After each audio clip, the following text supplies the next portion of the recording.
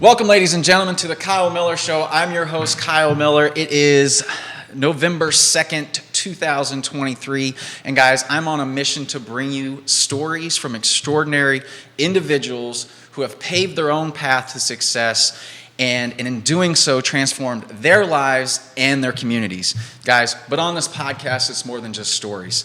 It's a call to action. We aim to inspire you to take control of your own life, to make changes you desire, and to chase your dreams with unwavering passion and determination. Guys, today we are on the show with TJ Fadeley. He is currently running for the Rivanna District, Albemarle County Board of Supervisors. Yes, sir. Rivanna District.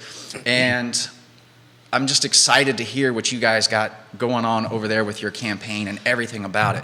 So I'm going to give you the mic here. Tell us what you're about and what you're doing to make the community better. Well, thank you, Kyle. First, I want to thank you and the I Love CVille Network for having me on again. It's always great to get a platform, which is something that, as you alluded to, a lot of the larger media outlets would probably prefer me not to have. We are on the downhill roll of this campaign. Voting concludes on November 7th, which is next Tuesday. So if you've early voted and you voted for me, I really appreciate your support. If you haven't, please make sure you get out and vote on November 7th so we can bring some change to the county that is well needed and definitely deserved. A lot of what I'm about, and I don't know if you want me to start first on the controversy, which is the headlines of today's Daily Progress on the front page about my controversial flyer, which was a depiction of my opponent in what looks to be a gypsy outfit rolling dice. So it wasn't really a slight against her as much as her record. What we were shooting for is a mailer that caught your eye to keep you from discarding it and throwing it in the mail. We weren't intending to be offensive. We were intending to make sure that it wasn't something easily discarded, and it helped bring up a message that has been hidden by the mainstream media, aside from networks like I Love CVille and a couple of the conservative talk show hosts. I've put out 5 media releases that literally were crickets from any larger scale media outlet. So I figured if I was going to spend the exuberant amount of money on the mailers that I did, I wanted to make sure that they were captivating and that my message was getting across. Which, if you look at the mailer, the message basically points out the fact that my opponent has never voted once to soften a tax on her constituents. They do clamor about how they lowered the rate of the personal property tax, which would be vehicles and things along that nature. Now, considering they raised 40% last year, I'm pretty sure that the rate that they reduced it to still did not bring it below what you would have paid if that 40% increase hadn't shown up. I'm pretty sure that they still captivated more money on top of that. It also points out about the meals tax increase that was raised 2.5% a couple years ago, that with county provided information, I've got this straight from the budget and the finance department. In 2021 alone, there was about $1,715,000 that was pulled out of our pockets for extra that we were paying on meals. For 2022, that was about $3,700,000, which, extra $2 million they got in 2022. It also points about which they will say, well, we haven't raised the tax rates in 5 years on real estate property. But the assessments have increased taxes in my district alone 15%. Some people have told me more. To where they do have the ability every year to vote on that rate as it ebbs and flows, which, they're proposing these budgets 6 months in advance before they're ever, actually 6 months into the year prior to the year they're proposing them for, and they vote 5 months into the year they're proposing. Yeah. Which gives them plenty of time to find the ebb and flow, but yet when they see the increases, which again, county provided statistics, $15 million in 2021 in property tax increases, $19 million in 2022. They anticipate $11 million increase this year. That's the adopted amount. Now, we have to wait until next year to see what the actual number was that came in. For the fiscal year 2024, they got $27 million worth of increases in assessments. Now, I'm not saying I'm not for well-funded, efficient government that most people are looking to pay for. Right. I would love to be part of the long, rigorous work sessions that go into this budget planning, so that way I can push back on what I would call waste. I heard it said best, government never puts a line item that says government waste. There's a lot of pet project spending, as everybody knows, and if you don't know, it's a one-party rule. So there is no dissenting to opposing voice. I would like to get in and be that opposing voice for working class households, because looking at the census, I am a working class household. I am right on the line of the average household in Albemarle County. And if we're scraping to keep basic necessities in our house, gas in our cars, food in our fridge, that's probably 50% of this county. Right. So my question is how tone deaf can the Board of Supervisors really be to their constituents to not pull back in a time of such inflationary measures and just continue to allow these increases to go in? Look, that's not counting the tobacco tax increase. That's not counting the 5% or the 5-cent bag tax. I find it ironic as can be. I can show up at the grocery store and I can unload all of my stuff wrapped in plastic, but I got to pay 5 cents to put it in the bag to carry it out. Mm-hmm. As opposed to just pushing for commitments from the local chains to eliminate plastic bags, because I agree, plastic waste is one of the worst things that impact our environment. And as somebody who grew up with Earth Day in every school that I've ever went to, I understand the importance of being good stewards of our environment. You would figure there's a lot of food-based starch plastics nowadays that are probably being squashed down by big business because it's a lot cheaper to use the petrochemical, leftovers that they've been using for decades and decades. But I would figure instead of taxing your populace, which seems to be their theme, let's push for commitments from the chains that are making money in our county to just not use them. Yeah. Problem solved. With the taxes, I'm big into real estate, have multiple real estate properties, and also do a lot of transactions in the real estate stuff. And the fees and stuff that we see are just exorbitant. It keeps going up. There's always this fee, there's that fee. But the thing that I've been in for at least 11 years, 12. Actually, I started in 2009. Actually, with the real estate taxes, they never go down. Yeah. Right? They never go down. And what I see, we haven't raised taxes in 5 years. No, you haven't, but you've also raised our assessment every year for those 5 years. Yes. And then they're going to stop and they're going to change it and say, this year we're going to raise taxes because we haven't raised it in 5 years. And they're going to raise that, and then they're going to keep the assessment at the same level, and they're going to get everybody happy there, and then they're just going to keep taking money.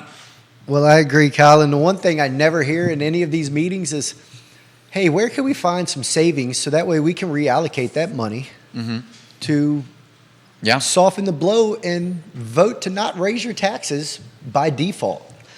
Another one of my press releases that got no light was the one about the legislative package that they're pushing for the 1 cent sales tax increase, the $58 million to match the Rivanna Futures money that they pulled out of the county's budget, which, if you ask me, I'm sure Glenn Youngkin in the state of Virginia would have been glad to throw up some money to buy that land, considering it brings such an economic impact to the area. He's all about jobs in Virginia, so I'm sure they would have easily been on board to try to soften the blow in our pockets, but yet they're just going to ask to double the money. So that way we can finance it on the local level and the state level as well. So what do you think the problem is? Do you think people just aren't being creative in how they come about this, or do they just see it one black and white? We just need more money. We just need more money.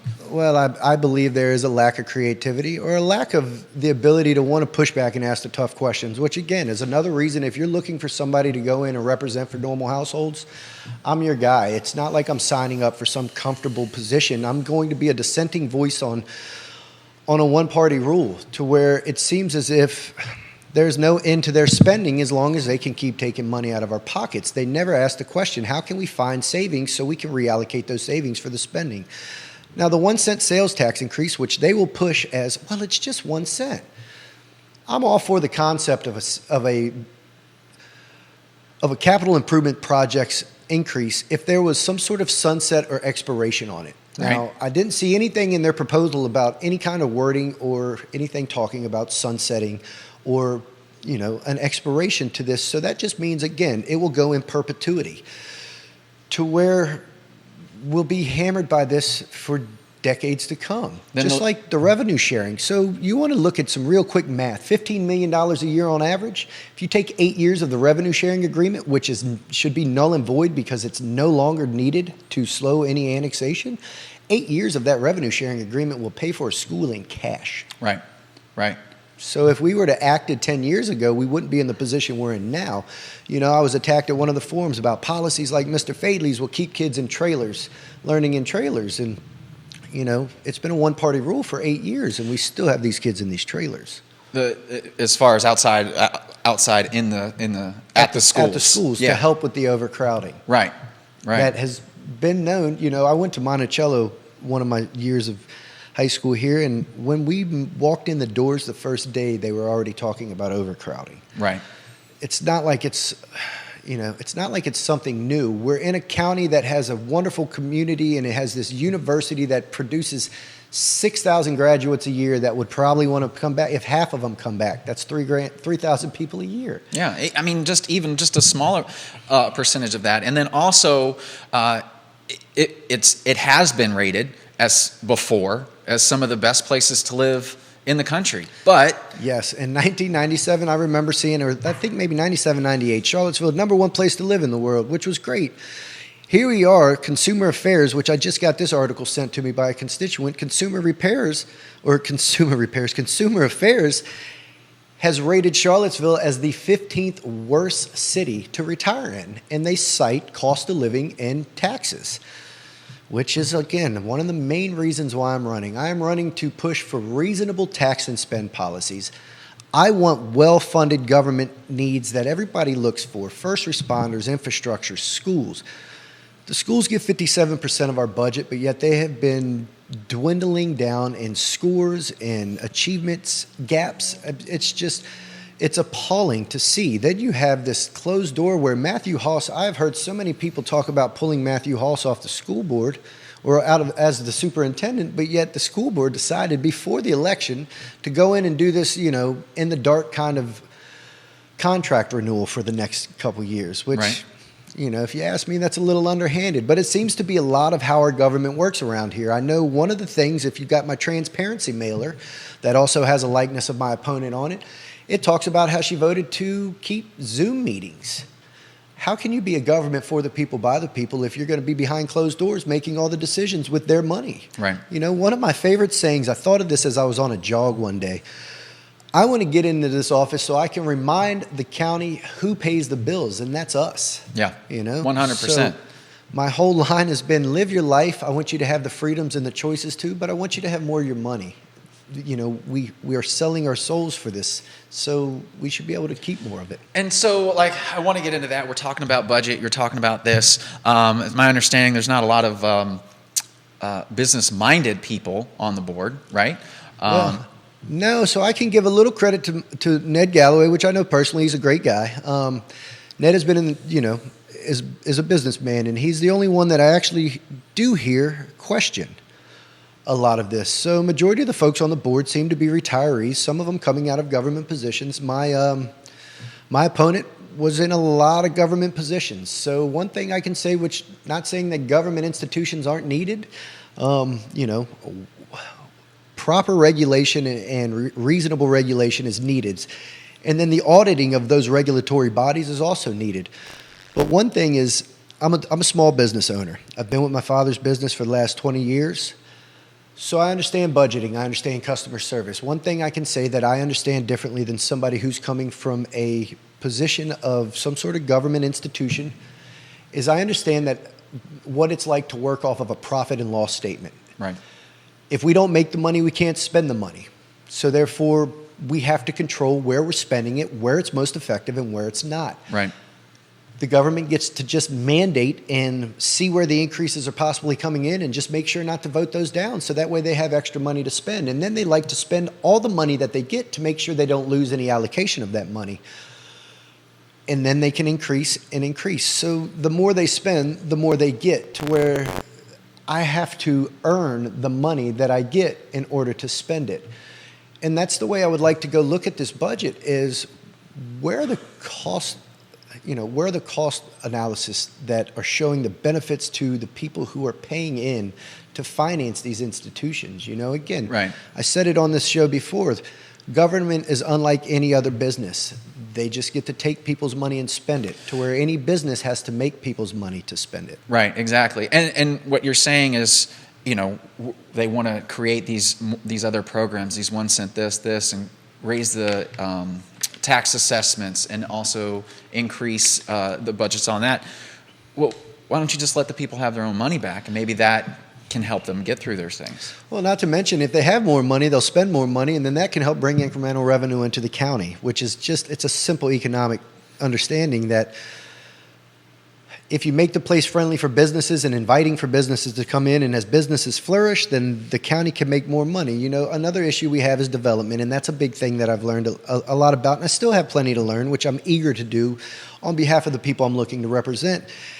Speaking to developers and constituents, developers talk about the fact that 20 to 25% of their build cost is permitting. Yeah. Man, I was sitting at a county meeting, and I remember Mr. Richardson putting on a presentation about how there was one gentleman they moved from another department, and it increased their permitting by 70%. And they were all clamoring, oh, that's great, which it is. Right. My first logic is, well, I would have found that guy's boss, and I'd eliminated his position, and I'd have moved the fellow who just increased their production by 70% to the head of it, because he understands how to make things work. Right. If you streamline that process, that will cut costs for these people who are building, which will also be able to be passed on to consumers. And as in development, right? I do a lot of the real estate stuff. There's a ton of holding costs. You got a ton of permitting. So you're sitting there. You have to and they say, well, you should give people more money for their land. Well, okay. Well, let's look at this process. A development, like a massive development, takes years. Now we have holding costs. Now we have to go through that whole stuff. We got inflation. We have all of that stuff. Yeah. And all that eats into the budget. And then you got to file in front of the board, and then they're just going to push it. They don't care. They're not. Well, it's not their bank account that's paying that's paying the loan. Yeah. But then that also decreases the development and the opportunities that can come to the areas. Exactly. Right. Which I would love to push for streamlining on that. There's been a lot of conversation at the forums about that. Look, I'm not, they cap us at a 5%, which I've said it many a times. That 1,100 acres that they pulled for Biscuit Run to make a state park, which, hey, I love green space just as much as everybody else. But one thing you need to remember is that's going to take some bureaucracy and overhead to maintain that green space. But they pulled 1,100 acres out of the development area and haven't replenished that anywhere. Mm-hmm. So, and that was prime land that could have been used to create housing stock that could help drive down the inflation of prices right now, which in return would help bring the assessments down to where it would make it more affordable. Which is funny to kick back to the headlines in the Daily Progress about the flyer, which, it shows you how much they're a gatekeepers to the status quo of this county, because we went through this great Q&A, hour-long session. They asked me why I was running. I said, well, I'm running to try to give an advocate to taxpayers on the Board of Supervisors, which I don't think is there. Somebody who's looking out the eyes and ears for normal households, because that's what I am. So I'd like to get in there, and I'd like to be part of those conversations, ask the tough questions so I can push back. And being that I'll be the one dissenting voice, I don't know what I'll be able to accomplish, but I will be able to go speak to the news, because if I'm the negative vote or the no vote, then maybe I'll actually get some media coverage at that point in time from some of the larger facets of media in the area, to where after this Q&A, and I'm talking about that, and they said, well, what makes you different? I said, well, I'm going to go push for working class households, to try to maintain affordability in the county, which is slipping out of people's grips. I've talked to so many people, whether they're retirees or whether they are people in my age group or a little younger, a little older, and every one of them agree that it has become increasingly harder to maintain an existence in Albemarle County. Oh, 100%. Like I said, I buy a lot of houses, so I talk to all the demographics. I talk to the elderly who are moving out. I talk to the kids who inherited the houses, and now they can't afford it. I talk to people who are trying to get into buying houses right now in this area.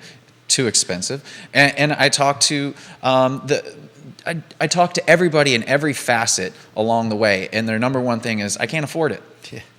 Well, and to segue back to that, so we get to the final end of the interview, and one of the editors asked me the question, well, we heard about this flyer that comes out, this controversial flyer, which, look, I went for the gusto. I wanted to make sure that my campaign contributions were effective to getting my message out that has been blacked out by a lot of the media. And that's the first thing that they made. They've rushed that one to the news to make sure Fadeley defends controversial flyer. So the picture on it is eye-catching. You got it? You got a picture of it? It's I do have it. The picture of it is eye-catching, Right. and that was the idea. But the message on the back of it is 100% correct, and every one of them are valid points that I'm making. So therefore, you know, I know a few people didn't like it. They thought it was distasteful, which, you know, I can offer my apologies there. But again, I'm running for a position that I'm not going to be in a comfortable spot. So, and I'm going to fight for what I think is necessary in this county, and that is somebody to be a voice for people on our Board of Supervisors to slow down the extravagant spending and consistent increases we've all felt for the last 3 to 4 years plus. And guys, like, this is just marketing. Marketing is just to get attention, right? That's the only thing marketing is for, is to get attention. Then once you get the attention, you read the message, right? And then, okay, well, I never heard of this guy before. Now I'm looking at this and go, okay, maybe I can relate to it. Maybe I can't. And that's it. I've only been able to knock on about 1,100 doors so far this year. So we sent it out to 7,000 households who are all people on voter rolls that I would figure would enjoy my message and would be happy to know they have a candidate who's looking to represent them. So we shot our shot. I've met Bee. She's a wonderful human being. We've had many great conversations. You know, personally, I have no ill will. Policy differences, I'm sure we have lots. Right. But again, it's politics, as I said in that statement. You know, I'm signing up to go be the public martyr for the next 2 years, and that's 2 years if I can get somebody to run to contest the next 3 seats that come up to actually help give me some backing on my voice. If not, I'm going to be a 4-year public martyr if I win this seat. So I figured out, as I told them, I shot my shot, and I wanted to make sure that my message got out there, and I believe it did. And it also got me a front page article about that same message. So hopefully, if you threw that flyer away, you might have went to dig it back up to be like, well, why did the progress bring it up? Right. But I do find it funny that they've had every other candidate that's Democratic leaning up there, but the independent candidates who have a fiscal conservative ideology, like Brad Rickle. You know, Brad Rickle interviewed with him last Thursday, but you still haven't seen his Q&A there. I had a great Q&A that would have probably made people love me and might have won me some voters, but they didn't rush that one to the press. They made it a point to rush this one, the one that might ding my campaign. So, again, hopefully I didn't lose your support because, again, I'm still the same humble guy who runs my family's business and is raising my three children with my wonderful wife of 18 years here. And I'm still trying to go in there and do what I've set out to do as I've talked to everybody at the doors. You know, the exact same message I've given all of them is the message that's on the back of that flyer, and that's I want to push back to see where we can find the wasteful spending to reallocate it so we don't have to increase the amount of taxation that is coming out of our pockets more than it is. Let me just bounce back to this statistic. The proposal for the fiscal year budget of 2024 is $27 million more of your money coming from your home's assessment. Where are we spending that? I was at the work session with Mr. Garland Williams, who I think is probably doing a really great job at Charlottesville Albemarle Transit.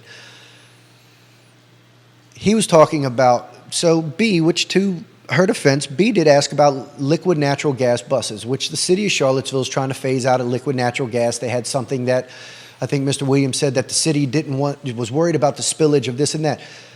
He said that those liquid natural gas buses have better emissions than diesel buses that are currently being used. They're half the price of the hybrid buses that we have been buying. And if you see the Who trolley out on 29, that bus is picking up the slack for where one of those hybrid buses is in the shop. And if you're like me, I live out off that end of the road, I see that Who bus out there consistently. So that means that those hybrid buses that cost $1 million, not $500,000, are sitting in the shop, and that's after their $100,000 batteries. Again, I'm not opposed to green energy. I have solar on my home, although I think my system was undersold to me. I think they could have added more panels, and I would have to worry about paying less to Dominion. Right. You know, on top of the fact that with the wonderful tax credits that we received through the program that happened, I think they escalated the price of our system to be very profitable. But I think they undersold it to me, which I think is a little bit of a disservice for what we're trying to accomplish. Because, you know, I had somebody, well, they sold me that and said that they sold me the amount of panels so I could continue to get energy supply from Dominion. The more we supply, the more Dominion picks up. So the days where the small system on my house produces more than I use, Dominion benefits. Right. So if you sold me more panels and I'm producing more than I'm using, it's just stabilizing Dominion's grid. Right. They're not hurting. They're just getting less of my money, and I'm actually getting the benefit from the system that I'm paying for. So again, I'm not opposed to green initiatives, because I do believe we need to do our part for the future. Again, I have 3 kids. I want them to have a place to stay. I want them to be able to afford to stay in this county if that's what they choose. Like you just said, you see people inheriting houses from their parents, and they have to sell them because they can't afford to keep them. Yeah, these houses are paid off. They don't owe any money on it, right? And they can't afford to keep it. Well, and I see that a lot with the retirees, because they have the lower income, and then inflation with everything else that's going on, it just sucks their budget dry, and they have to move. They got to move in with their kids. They just have to go. They just can't take care of it anymore. Well, Kyle, if I can add to that, man, it is some of the most heartbreaking things are those exact stories. People who've been here 30, 40 years, bought a piece of land for $115,000. They retired 20 years ago on an income that was suitable then.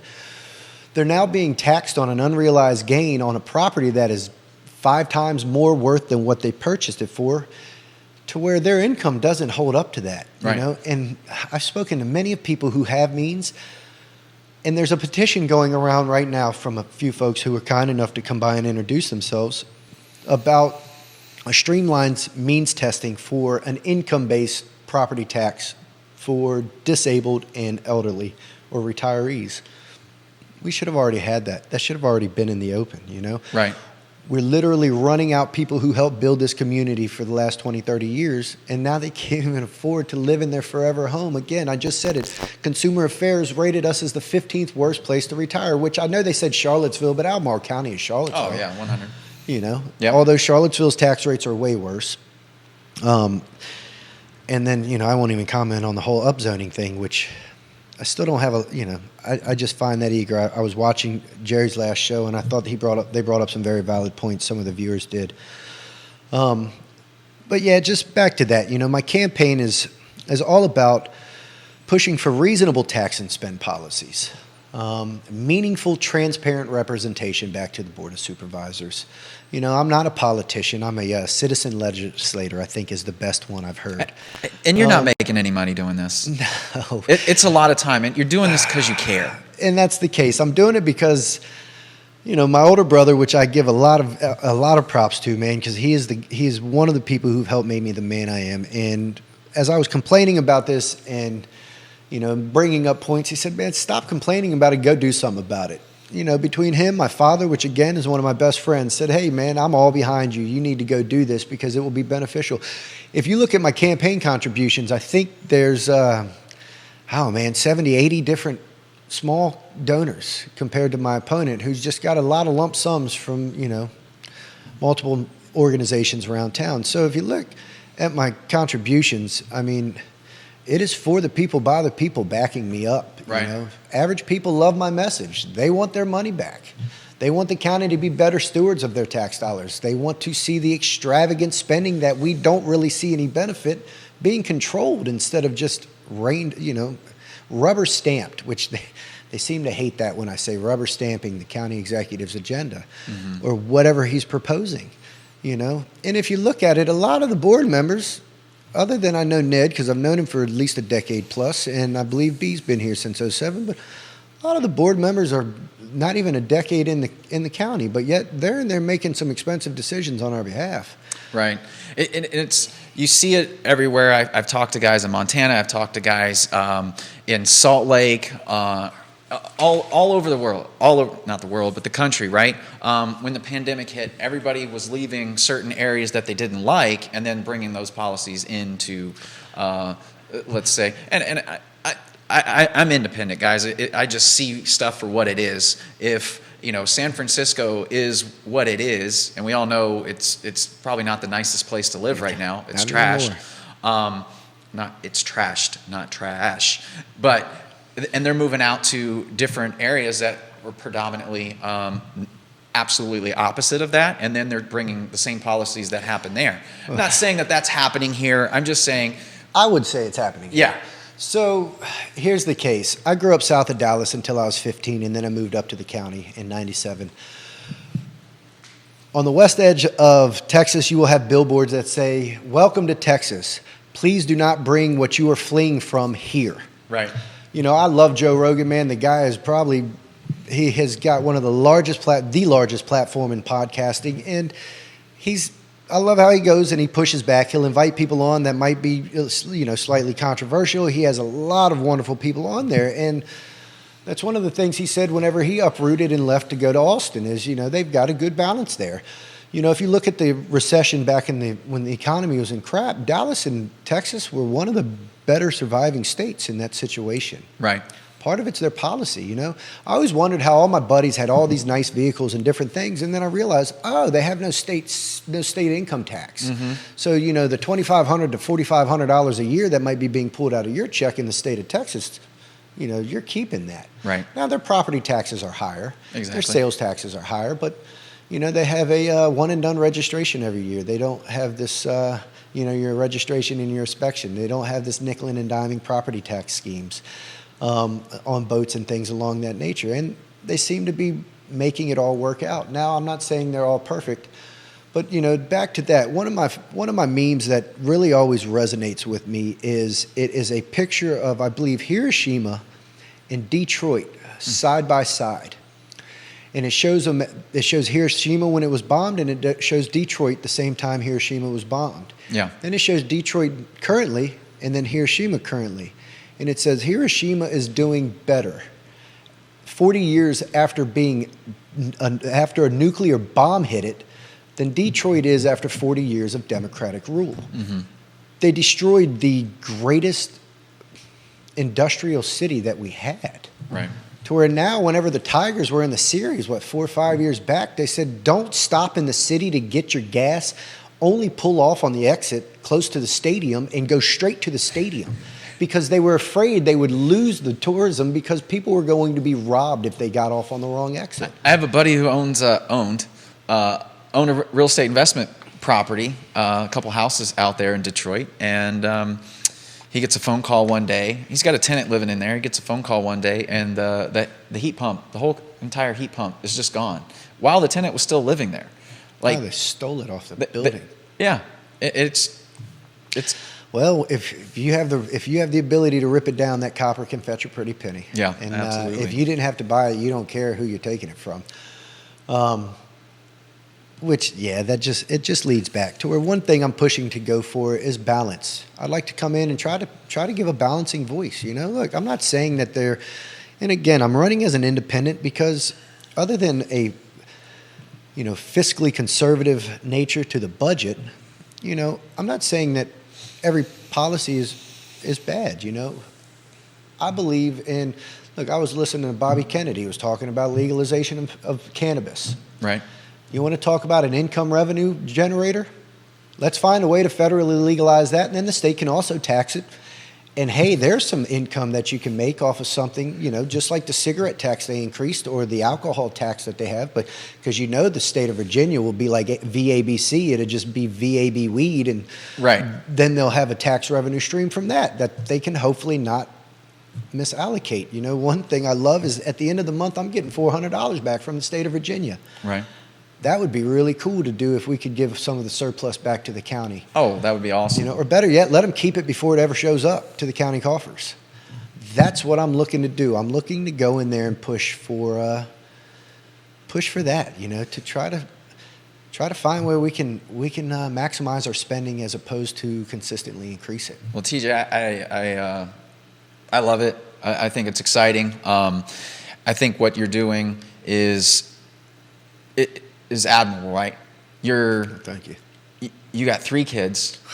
You and I have kids at the same age. Same ages, 13, 9, and just turned 11 months old today, which I will tell you, my baby boy, and I love it because of the scarcity of me through this campaign, which thank my beautiful wife, and I would love to do that publicly because she's the best thing that ever happened to me besides my children.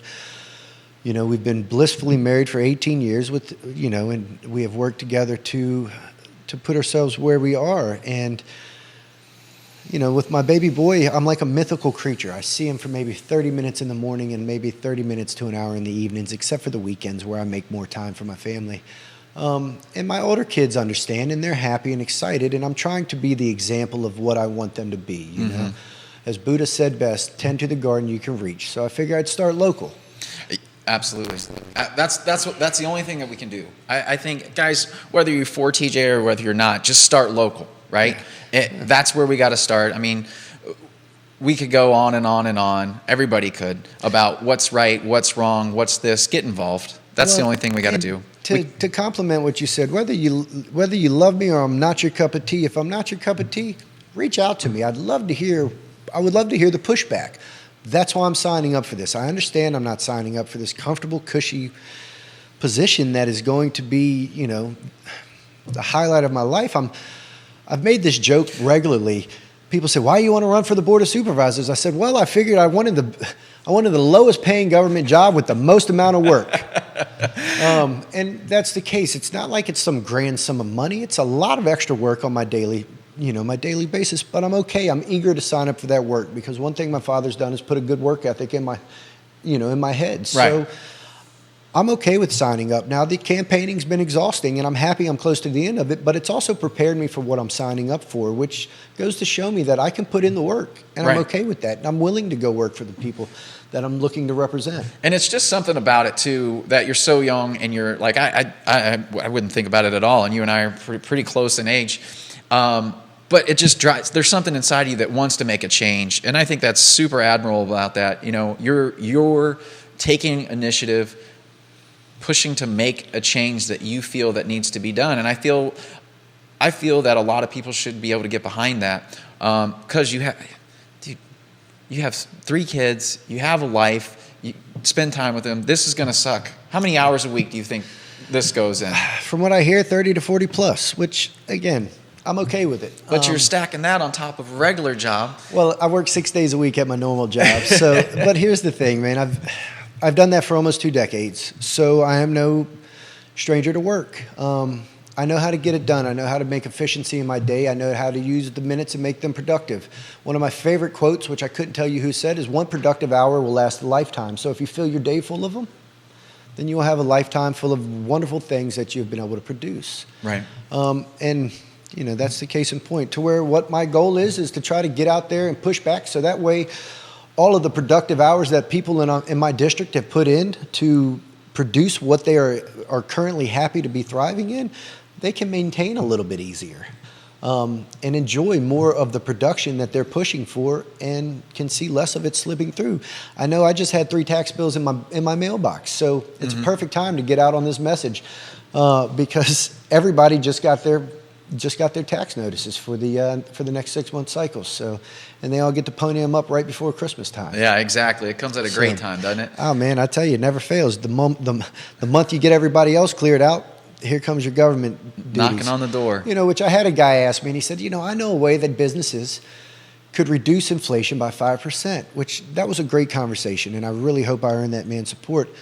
He said, that's if businesses would, you know, reduce their prices by 5% across the board. And I said, as a business owner, I would gladly do that if the built-in cost of government would show me the county and the state would give me a reduction to what it cost me to run. Right. I mean, we are a fiduciary of local and state and federal governments, and we send hundreds of thousands of dollars out to the state and fed on top of tens of thousands to the county just for my business to exist. Payroll taxes, all of it. Oh man, I mean, our property tax for my building alone is $30K. Yeah. Like, that's a handsome ransom. And then they wonder why. How come everything's so expensive? Which, by the way, it was a little over 24 last year. Goes to show you what the increase does. Yeah. Took $5,000 right out of my operational expense, which could have helped me. As the county says, well, we've used a lot of these increased revenues to modernize. Now, as a businessman, when you modernize your system, you're supposed to be able to use less employees to work. But bureaucracy's only grown in the county. Right. So, and look, the necessary functioning places of government, I'm not looking for cuts there. Just for the wasteful pet project spending that, I don't know all of it, but one of the things I've highlighted is a 445% increase in 3 years for strategic planning and community development. Right. It almost makes me want to quit being in the auto business and go start a consulting firm. Right. Because I'm sure there's a handsome ransom going there. And look, no shade to the folks at those firms, because they're doing what they signed up to do, and you can't help it that the county's going to give you such a large amount of taxpayers' dollars to do your job. Right. If I was them, I would take them as well. Right. So Exactly. can't slant them, but we can control those increases. We can find the wasteful spending. I'm pretty sure it's there. Yeah. And again, I'd like to be that. I'm getting in there to push back to be that voice of balance. We don't have much of a balance right now. It's just a slope, and it's all our pocket. It's all coming from our pockets and sliding right down that slope into the county coffers. So, and again, I've had a guy ask me the other night, training jiu-jitsu, which was one of the guys that I train with regularly. He said, "You're not going to be able to get anything accomplished." I said, "Nope. I'm going to go in there and I'm going to shake it up for 2 to 4 years and just be the whipping post. But I'm going to shout from the rooftops where I find and think the wasteful spending is going on, and I'm going to point it out, and I'm going to make constituents and county residents aware of what I see as an average person is wasteful spending." Right. And then maybe what that will do is it will make the Board of Supervisors, the remaining members of the board, push back and actually show a little reserve to what I'm bringing light to. Because that's going to be my one accomplishment, is I'm going to be able to scream from the rooftops where I think the wasteful spending and increases are coming in. And I think, you don't know what you're going to be able to accomplish, but none of us are whenever we step into something new. We don't have a clue. We're just going to take one step after the next and do the best we can. That's all we can do. But I will tell you, if I win this seat, it will definitely show the county that people are looking for a change than what we currently are getting. So, well, again, please get out and vote. I need all the support I can get. It's an off year, so yeah. Well, we're excited. I'm excited for you. I'm excited that you came on the show today, and I love what you're doing here. Hey, Kyle, I appreciate it, man. It's been great to be on the show today. Really nice to meet you. I love what you're doing. If I wasn't in my side of sales, I would probably be in yours. Yeah. As I talked to a lot of the developers and going through the comp planning, I said, look, all I really know about development was swinging a hammer and reading a tape measure, because that's where I started.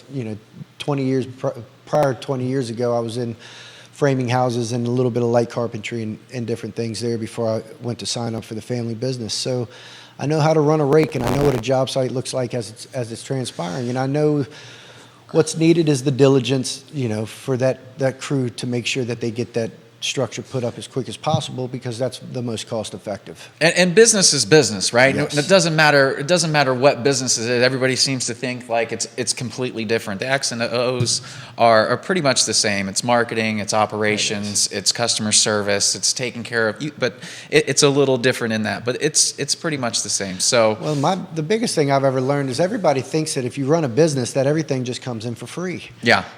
You got to earn it all, and then you got to cover all the overhead before you have anything left over to pay your employees, which that's also your overhead. And then what's left from that, you got to plan for the future. Absolutely.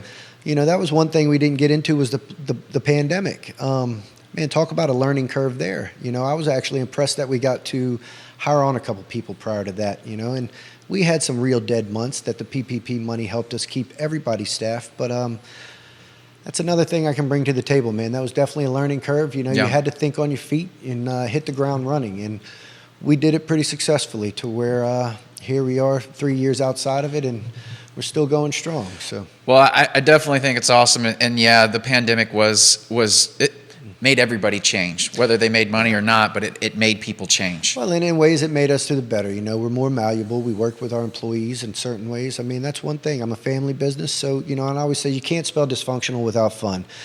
Due to the fact that I'm a family business, we don't run perfectly, but we do our best with what we got. We try to take care of our employees, right, because we are a family-run place. Yep.